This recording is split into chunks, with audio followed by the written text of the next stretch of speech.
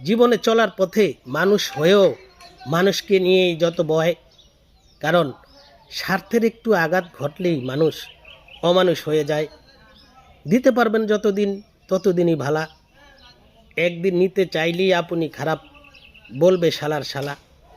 আপন মানুষ পরে হয়ে যায় সময়ের ব্যবধানে। অতীত উপকারের কথা ভুলে গিয়ে ধরতে চায় সেখানে।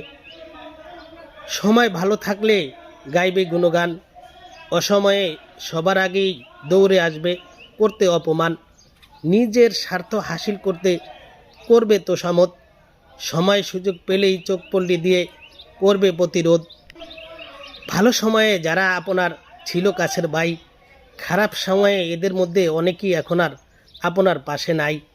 অতীত থেকে শিক্ষা নিয়ে করতে হবে শপথ। মানুষ নামের অমানুষগুলোকে চিহ্নিত করে গড়তে হবে ভবিষ্যৎ।